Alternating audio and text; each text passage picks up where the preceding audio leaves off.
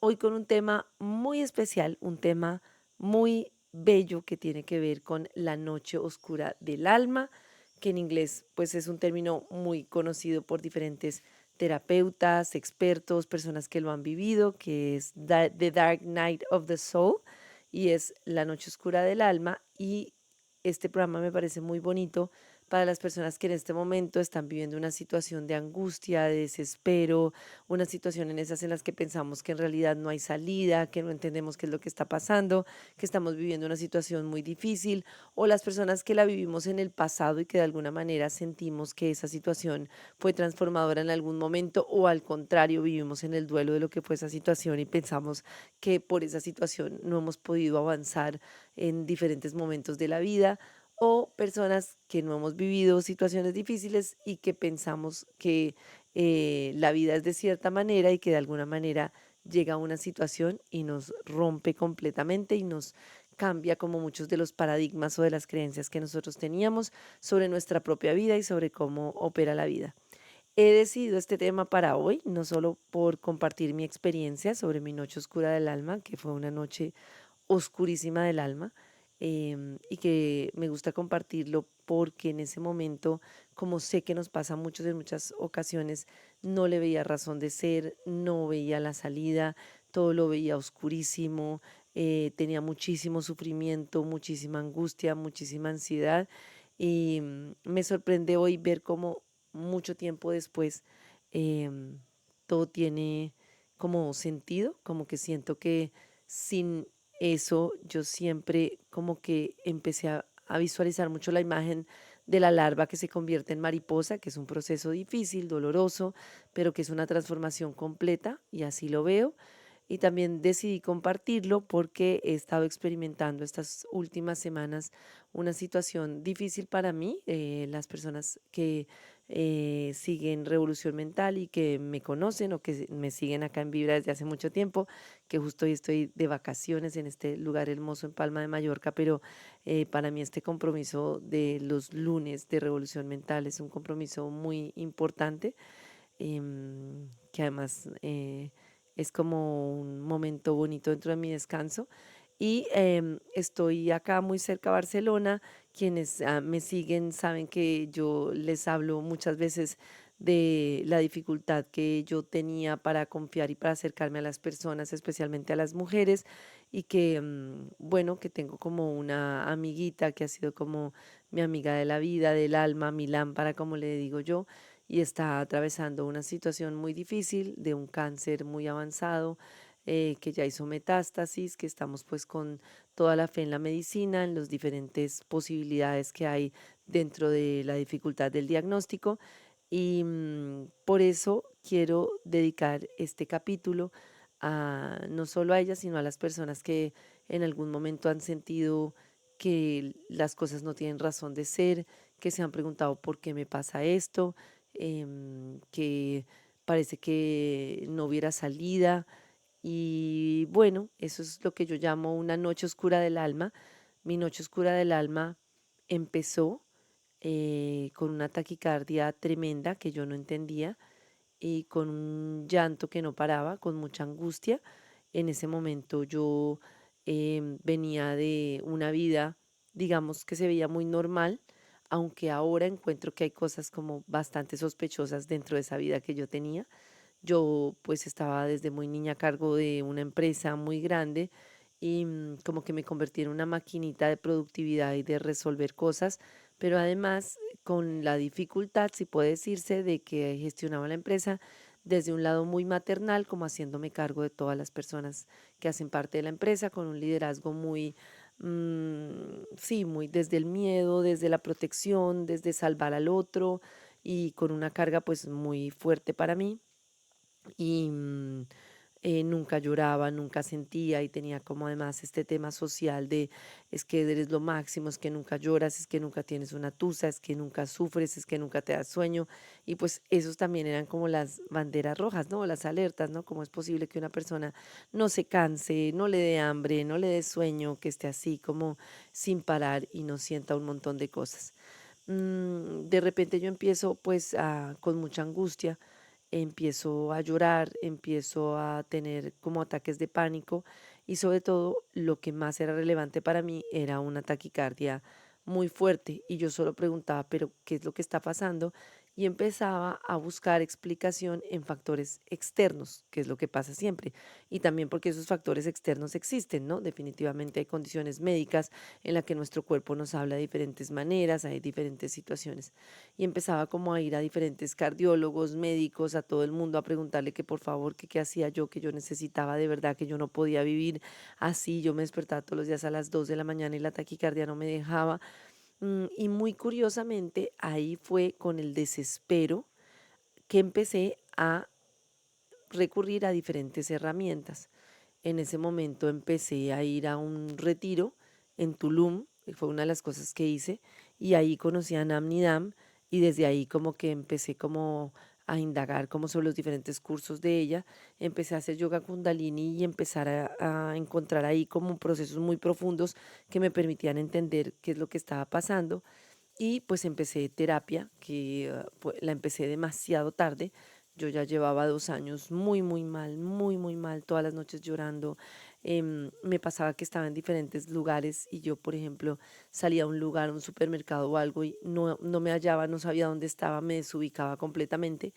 Y ahí fue cuando empecé a ir a terapia y en esa terapia pues fue donde también mi primera terapeuta, viendo mi curiosidad por todos estos temas, me recomendó hacer el curso de psicoterapia, que fue cuando empecé con este grupo maravilloso de personas, que entre todos empezó como este proceso como de sanación en el que íbamos viendo pues cuáles eran las heridas de cada uno y como al tercer módulo yo seguía con mi taquicardia, yo seguía muy angustiada, me sentía como con, o sea, cada día era como un sufrimiento para mí, era como no puedo vivir así, no puedo vivir así. Sin embargo, pues yo con esa fuerza y esa maquinita y ese masculino muy en mi sitio seguía como tirando del carro, remando, em, viendo las explicaciones afuera, por qué esta persona me hizo esto, por qué viví esto, por qué esta persona, por qué me pasa esto con esta persona, por qué esta persona me hace esto en la empresa, como muy en el exterior, hasta que pues en el proceso de psicoterapia empecé poco a poco a tener recuerdos de mi infancia con un compañero. Estaba haciendo un proceso muy difícil que tenía que ver con un tema de alcohol con su papá. Él estaba en un proceso muy profundo y entonces apenas él estaba en el proceso, yo empecé como a tener como una angustia tremenda, una desconexión y solo me acuerdo que al regresar estaban como varios terapeutas intentando ver qué era lo que me pasaba y ahí entendí yo que había hecho un bloqueo en mi infancia muy fuerte para no sentir un montón de cosas y que era el momento en el que mi cuerpo estaba preparado para enfrentar todas estas cosas. Y bueno, hoy entiendo como muchas cosas. Una de las cosas es que muchas veces cuando nosotros tenemos síntomas como la taquicardia y eso decimos, ahora es que empiezo a estar mal y muchas veces el cuerpo o la mente han tenido como unos bloqueos y unas situaciones que han estado por mucho tiempo y muchas veces cuando el cuerpo las manifiesta, todo lo contrario a lo que creemos, el cuerpo lo que está es preparado para afrontar esa situación. Es decir, si yo de niña tenía una situación muy violenta, la niña desconecta porque es muy sabio el cuerpo y la mente, es impresionante, y saben que en ese momento la niña no podría resistir ese dolor. Hay una desconexión completa, pero ya después de un proceso en la vida llega un punto en el que como que el inconsciente dice como, bueno, esto ya está listo para sentirse y se empieza a sentir toda esa angustia que no sentimos en nuestra niñez. Obviamente es muy abrumador, pero cuando ya sentimos esa situación, llega a nuestras vidas, es porque ya de alguna manera estamos preparados para empezar a procesarlo. Y ahí es cuando para mí viene como el tema muy importante de comprender que tal vez esta situación que yo viví, esta noche oscura del alma o esta situación difícil, va a ser una situación que voy a vivir en diferentes momentos de mi vida, seguramente si tengo duelos, situaciones de enfermedad, como la pérdida de mis padres, bueno, no sé, todos estamos como expuestos a, y yo creo que todos recordamos un momento muy difícil que hemos tenido en nuestra vida o tenemos un temor de una situación muy difícil que seguramente vamos a tener que enfrentar en nuestra vida. Y para mí hay una diferencia muy grande entre cómo nosotros asumimos esos momentos de la vida. Y eso para mí fue como una gran, gran diferencia entre la resistencia de decir todo el tiempo, esto porque me está pasando a mí, esto es terrible, no puedo más, es que esto ya no puedo más, a verlo como yo lo veo hoy en día como en este camino que les he compartido de la cábala, que es como este significado de que en la vida nosotros vamos a experimentar diferentes momentos y que todos esos momentos implican como una posibilidad de convertir diferentes cosas de nuestra vida en algo que nos acerque más a nuestro verdadero ser, a nuestro ser real, que nos acerque realmente a nuestro estado natural, que es un estado de conciencia. Nosotros naturalmente tenemos un estado de conciencia plena. Cuando somos niños, estamos en el presente, queremos juego, podemos expresar lo que sentimos, le damos espacio a nuestras necesidades, tenemos una cantidad de cosas que luego en el proceso de maduración vamos perdiendo porque nos damos cuenta que necesitamos llamar la atención del adulto o nos damos cuenta que si nos portamos bien, creemos que vamos a ser más queridos si nos portamos bien, o nos volvemos la mamá de los hermanitos, o tomamos como diferentes roles y empezamos a generar esa identidad. En mi caso, como yo soy la que hago, la que logro, la resolutiva, pero para muchas personas puede ser yo soy como el chico difícil y así llamo la atención, o yo soy la persona que me hago cargo de todos, o yo soy la persona, como diferentes identidades que vamos construyendo. Y entonces ya después quedamos tan apegados a esa identidad que en ese momento nos sirvió, que la ejercemos en todas nuestras relaciones el resto de la vida, ¿no? Para mí, por ejemplo, se parecía mucho a no poder decir que no, a estar siempre pendiente de los demás, a no poner atención a lo que me pasaba. Y lo que fue más bonito, o lo que me parece más bonito de estas experiencias, es que normalmente estas experiencias nos llegan de tal manera que no podemos hacer más el quite a la transformación, a este cambio de la larva en mariposa que está presente en nuestras vidas y que le da sentido a nuestras vidas. Porque al final si alguien viniera y nos dijera, mira, tú tienes este tema, pero tú vas a vivir esta situación, pero cuando la atravieses entonces vas a aprender a confiar más en la vida y entonces todo va a estar bien. Si nos contaran el final de la película, pues ¿para qué íbamos al cine, no? Si ya sabemos el final de la película. Entonces, cuando yo estoy atravesando las cosas y sé que esto suena complejo, pero puedo ver todo lo que está sucediendo como una posibilidad en mi vida para renacer en esta vida, en otra vida, como sea, pero hay ciertas situaciones en la vida que no nos dan posibilidades de que la vida siga de la misma manera en la que era. Yo veía mucho el video y les recomiendo, me imagino que es como de National Geographic, yo no sé, que es la transformación de la larva en mariposa. Y yo me obstiné viendo ese video porque entendía cómo era difícil para la larva salir del capullo y no sé qué, y cómo era esta transformación de convertirse en mariposa. Mm, y entonces para mí la magia estaba en que yo, que siempre había desatendido mi cuerpo, que siempre había fijado la atención en los demás para poder ser relevante, para poder ser importante, para poder ser alguien, en algún momento ya no tenía más posibilidad en mi vida que ponerle atención a mi cuerpo. No podía. O sea, no podía ser la máquina que solo se sentaba a trabajar pensando en los demás. No podía porque la taquicardia no me dejaba. Me tocaba hacer una cosa que nunca hago o no hacía normalmente, que es parar porque el llanto no me dejaba. Me tocaba atenderme a mí misma porque no podía. Y ahí fue cuando yo empecé a ver que la vida que yo tenía, tal como la vivía, ya no tenía más sentido para mí, que esta desconexión profunda, que este estar solo para el otro, que este estar pendiente del otro, ya no tenía como más sentido. Mm, y pues bueno, me gusta pensar, aunque sé que es difícil y entiendo toda la parte racional, médica y de todo, pero me gusta pensar que en esta posibilidad existe también como una oportunidad de la vida para una transformación muy profunda. Y he tenido como diferentes situaciones de enfermedad en personas cercanas que han sido para mí como un punto de referencia de muchas cosas que nosotros perdemos como en el día a día en la vida. Está la entrevista en Revolución Mental de Xavi, un compañero mío del MBA, que vive un cáncer de páncreas, que murió el año pasado. Y una de las cosas que a mí más me sorprendió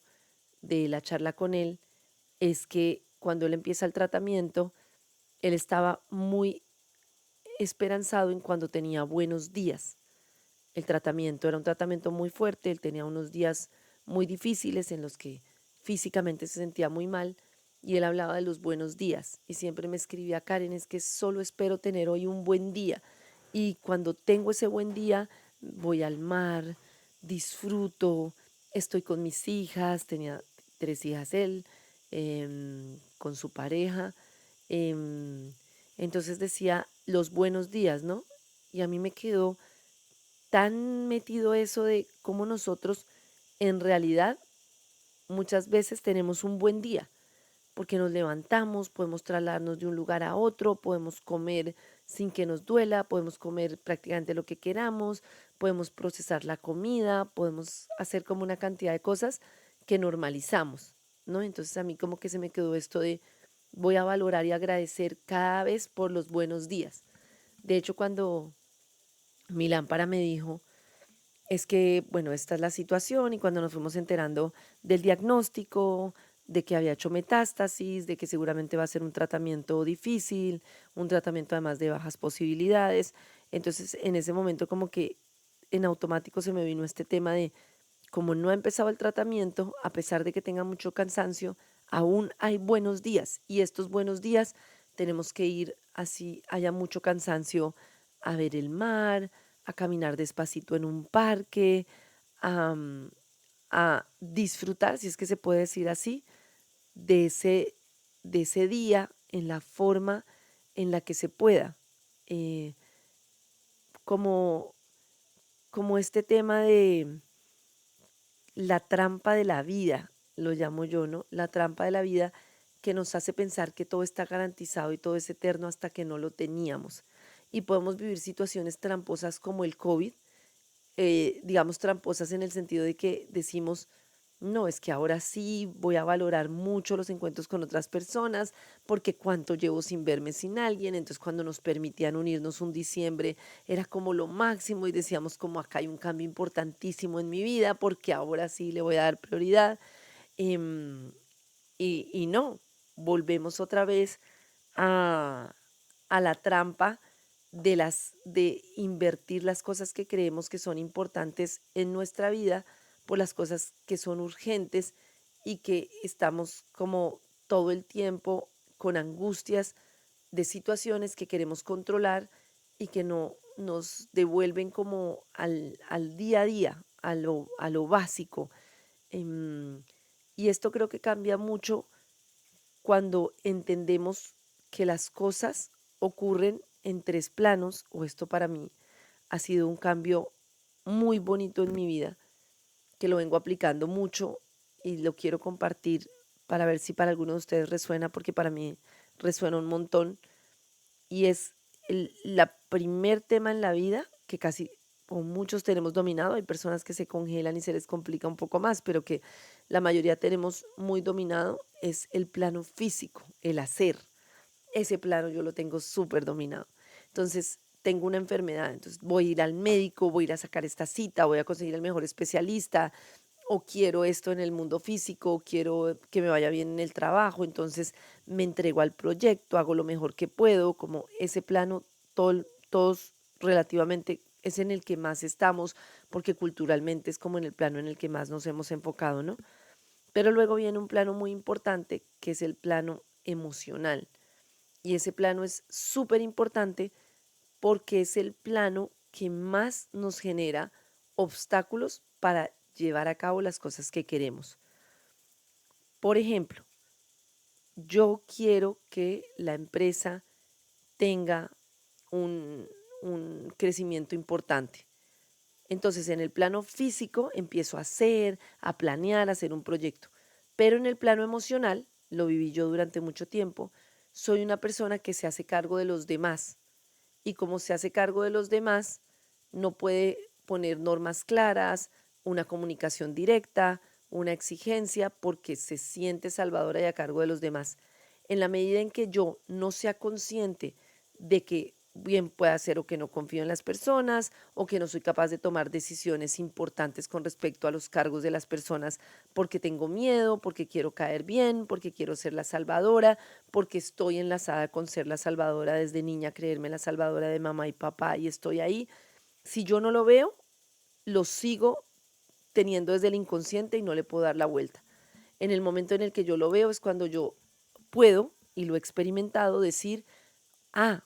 otra vez me estoy haciendo cargo de esta persona y no estoy siendo clara ni estoy dando una retroalimentación porque prefiero quedar bien. Otra vez estoy sintiéndome responsable de esta persona y en vez de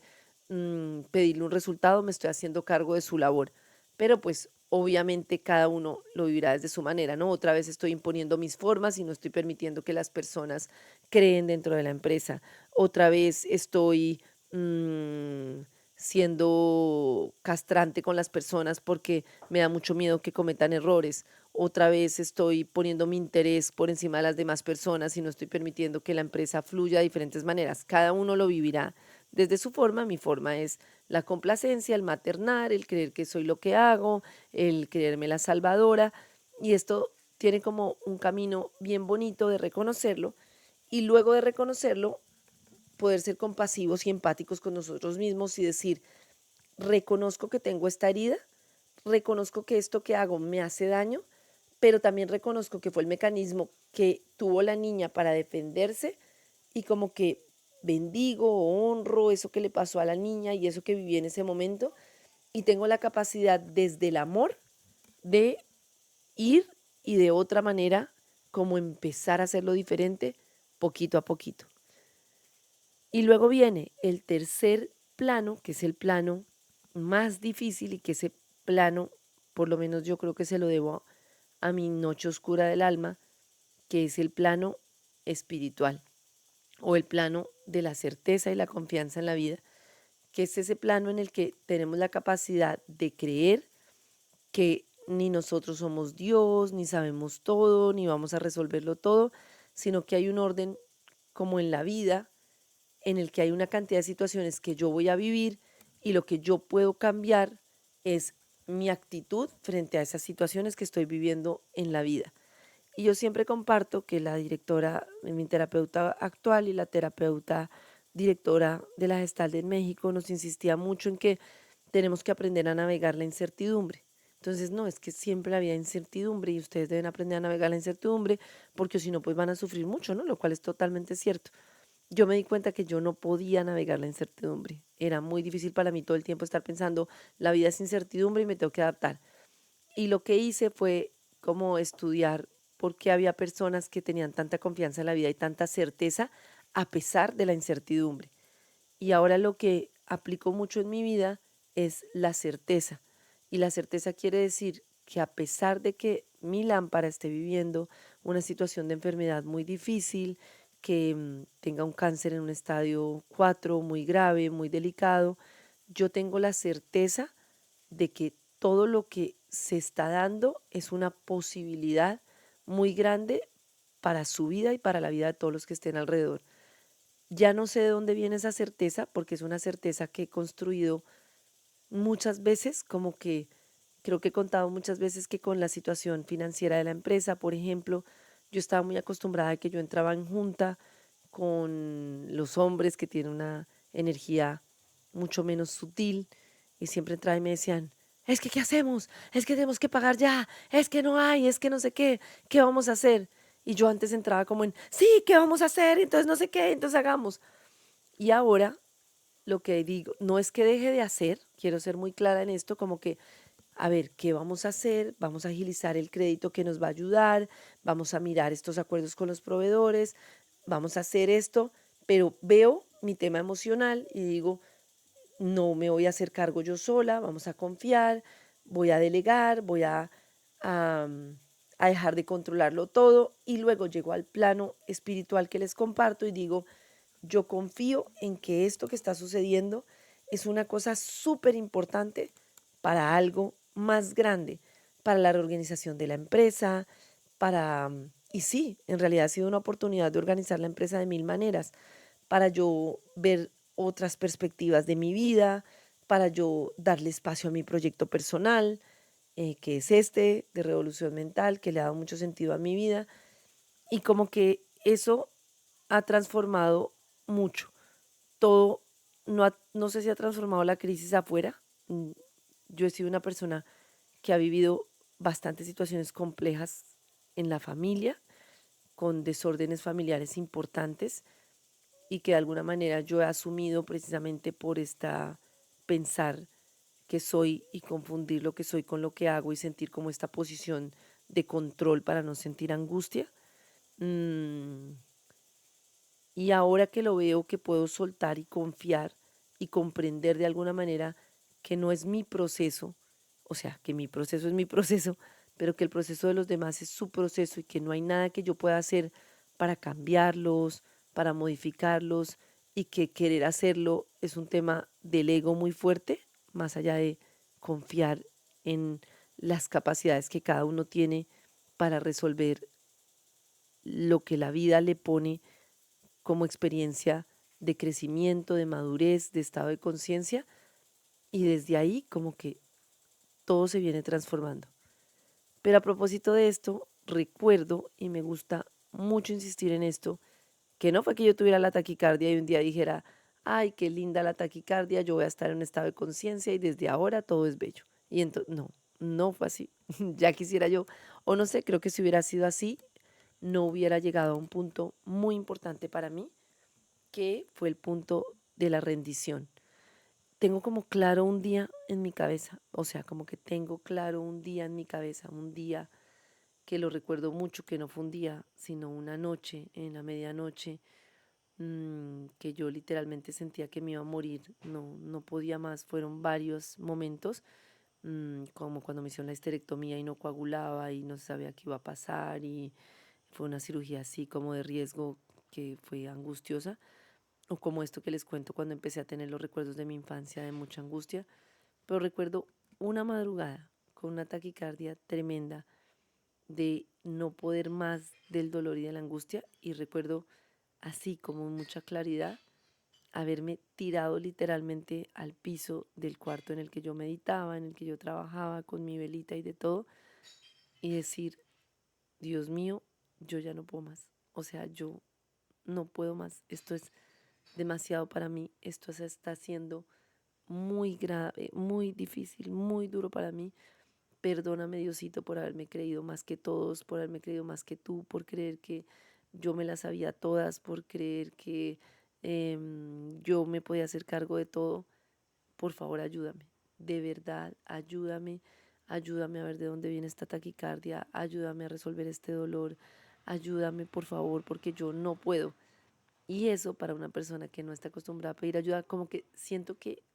aprendí todo, todo, todo, todas las situaciones que viví en ese momento me permitieron ver el abuso en la historia de mi familia y en la historia de mi vida, me permitió ver mi incapacidad para pedir ayuda y para dejarme ayudar de los demás,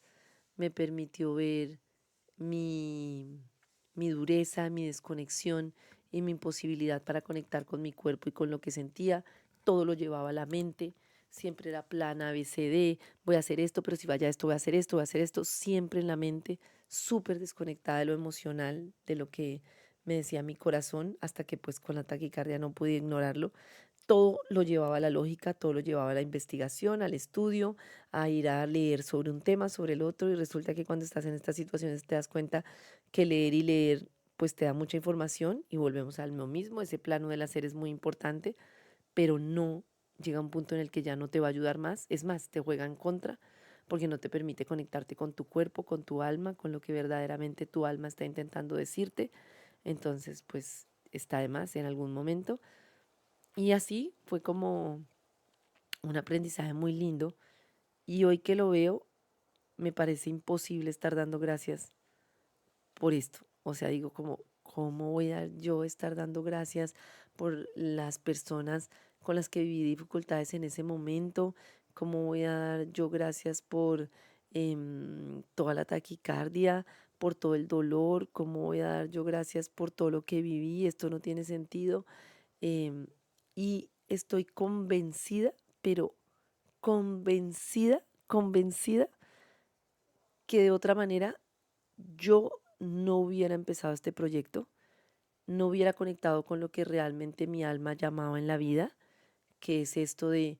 sanar especialmente mamás y papás con el fin de que de alguna manera tengamos maternidades y paternidades más conscientes que nos permitan tener vidas más ligeras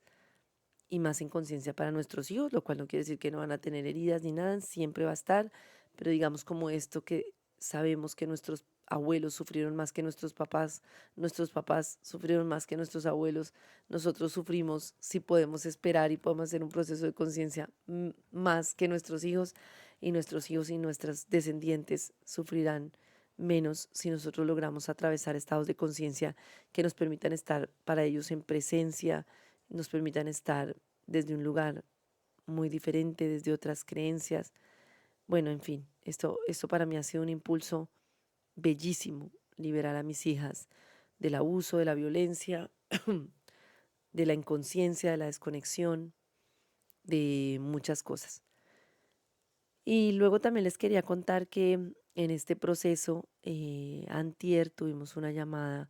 le pedí a Milán para que hiciéramos una llamada, Milán para mi amiguita que les contaba más temprano, que está con una enfermedad muy delicada, le pedí que hiciéramos una llamada con Patti, una compañera que fue directora comercial en la empresa y empezó con un cáncer que pues me contaba ella que era un cáncer que estaba por todo su cuerpo, totalmente invadida, que le dijeron que realmente de esa no iba a salir y pues ahora,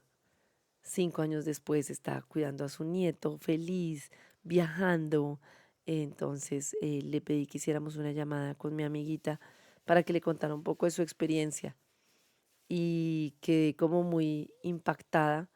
de primero siendo el proceso de ella tan diferente al mío, encontrar tantas coincidencias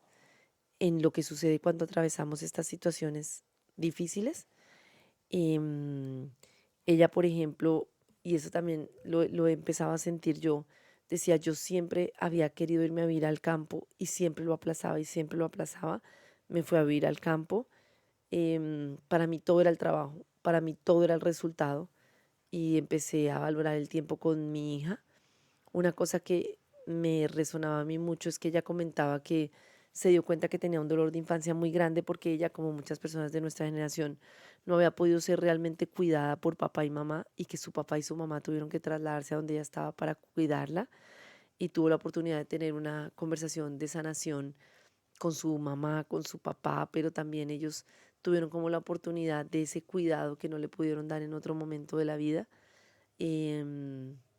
y pues como que sobre todo tuvo la oportunidad de hacer una cosa que es un poco abstracta, yo a veces la encuentro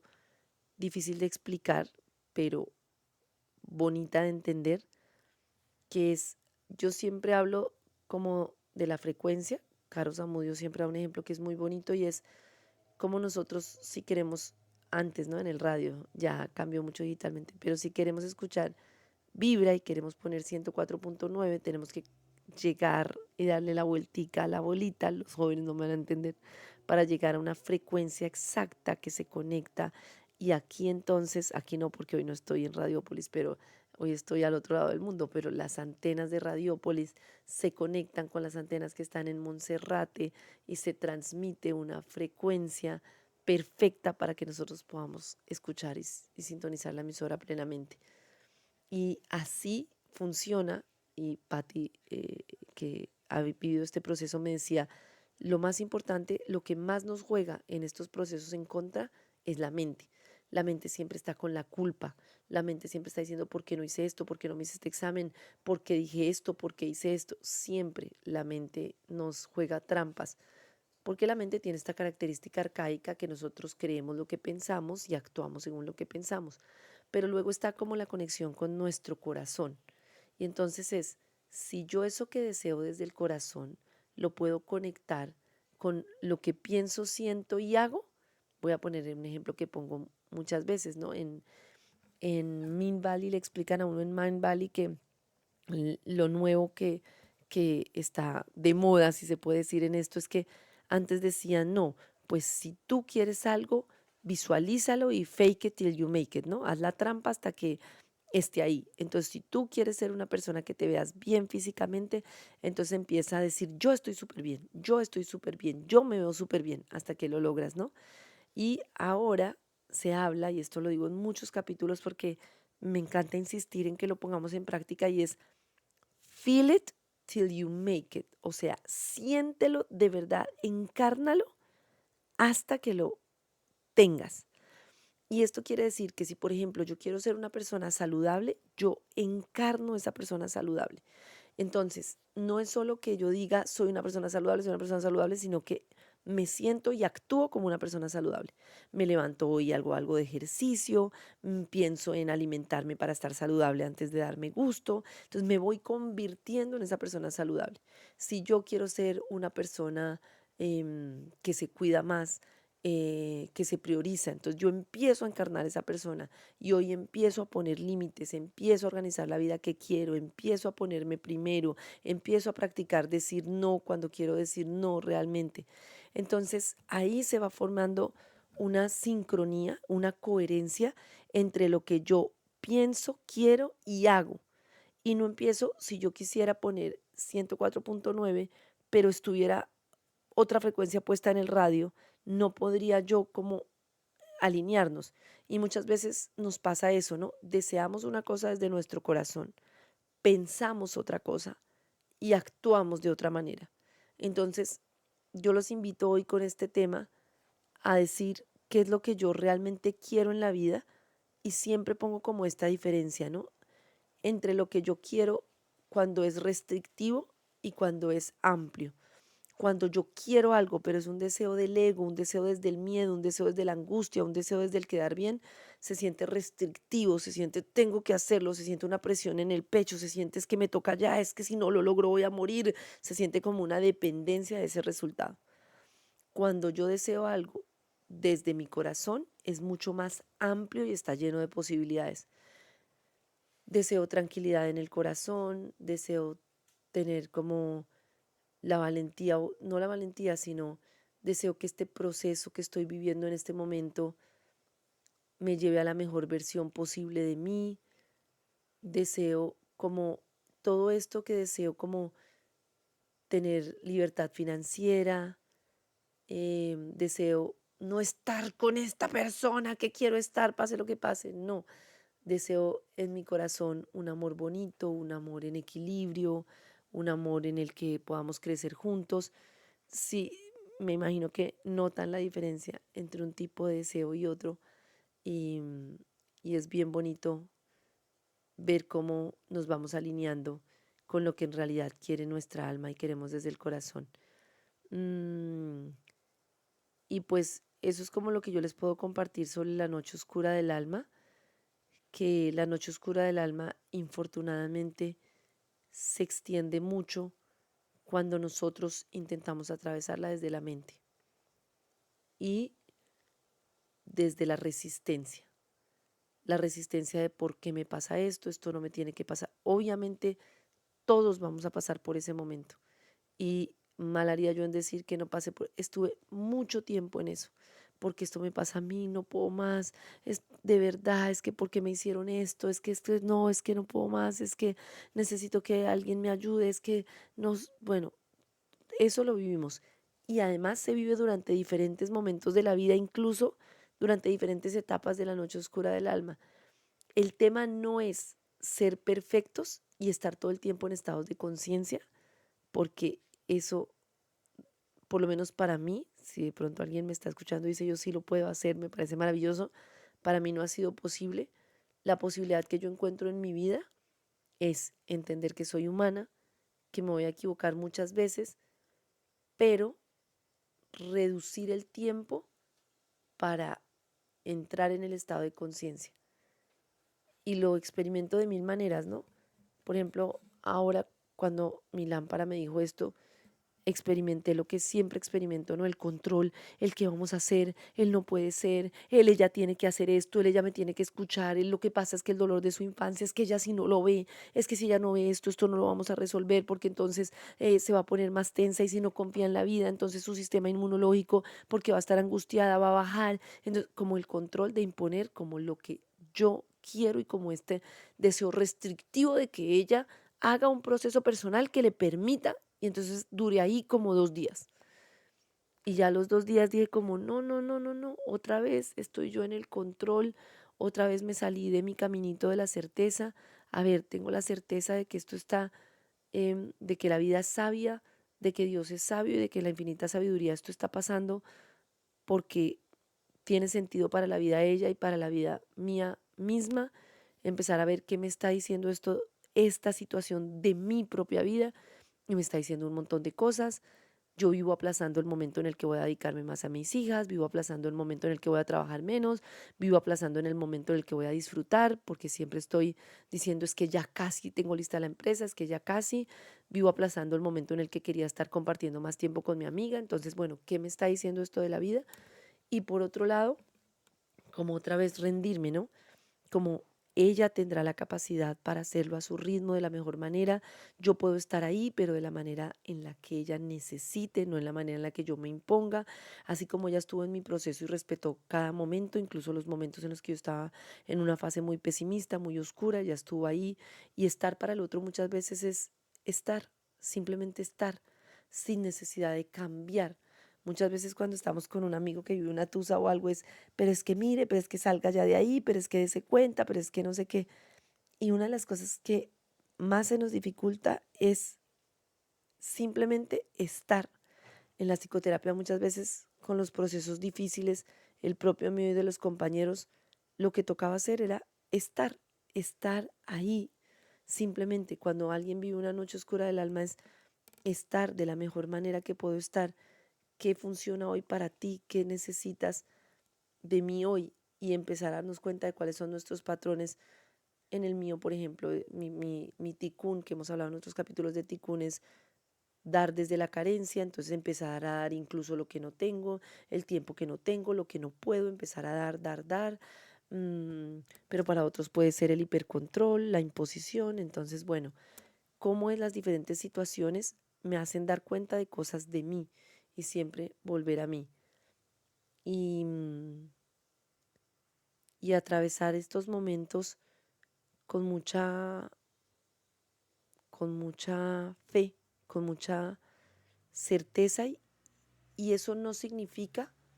no permitir el dolor, que a eso me refiero un poquito con estar con lo que hay, ¿no? Si hoy hay tristeza, hay tristeza, si hoy hay miedo por un resultado, hay miedo.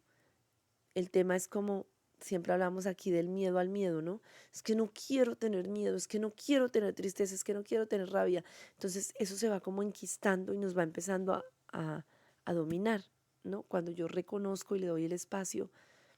a esa tristeza, nosotras hemos llorado un montón. Yo agradezco que hoy en día, después de mi noche oscura del alma, tenga un proceso como el que tengo hoy con mi amiguita y pueda llorar con ella, pueda sentir la tristeza, pueda sentir el miedo que tengo, puedo darle espacio y como que siento que cada vez que juntas le damos espacio a esa tristeza, llega como un alivio, le damos espacio a ese miedo, a contarnos el miedo de todo lo que creemos que puede pasar, llega como un alivio. Y pues espero que muchas personas que están atravesando la noche oscura del alma puedan encontrar en su corazón como este pedacito de esperanza, ¿no? Siempre vuelvo como a Víctor Frankl del El hombre en busca del sentido, que siempre pues lo pongo como ejemplo porque es precioso su trabajo, que tiene que ver con este trabajo que él vivió en los campos de concentración y ahí podía ver como decía él, ¿no? Hasta en la situación más difícil que puede atravesar una persona, veía como unos seguían atacando a otros, otros sacaban todo lo mejor de su corazón y de la bondad a pesar de no tener ni qué comer. Cada uno